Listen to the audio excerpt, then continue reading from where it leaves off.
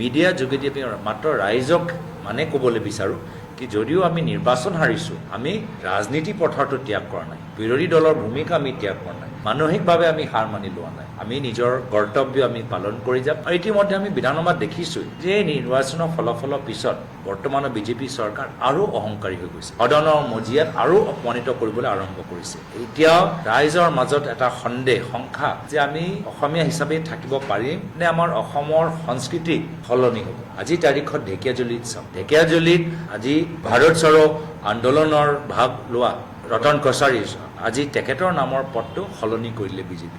তেওঁলোকে যদি নিজৰ নেতৃত্বক সন্মান দিবলৈ বিচাৰে, এটা নতুন ৰাস্তা লৈ নতুন কিবা এটা অনুষ্ঠান লৈ তেওঁ দিব পাৰিলেহেঁতেন ডক্টৰ মুখাৰ্জীৰ নাম। কিন্তু আজি কিয় কুইট ইণ্ডিয়াৰ আন্দোলনত ভাগ লোৱা ৰতন কছাৰী দেৱৰ নাম সলনি কৰিবলৈ সক্ষম হৈছে, এটা ভাল ইংগিত নহয়।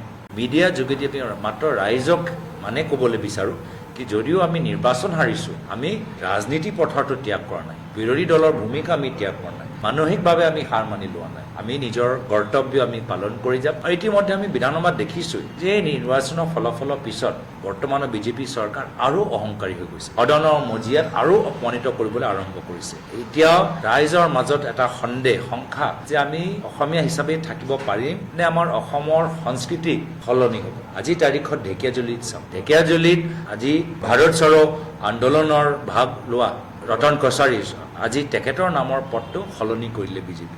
তেওঁলোকে যদি নিজৰ নেতৃত্বক সন্মান দিবলৈ বিচাৰে, এটা নতুন ৰাস্তা লৈ নতুন কিবা এটা অনুষ্ঠান লৈ তেওঁ দিব পাৰিলেহেঁতেন ডক্টৰ মুখাৰ্জীৰ নাম। কিন্তু আজি কিয় কুইট ইণ্ডিয়াৰ আন্দোলনত ভাগ লোৱা ৰতন কছাৰী দেৱৰ নাম সলনি কৰিবলৈ সক্ষম হৈছে, এটা ভাল ইংগিত নহয়।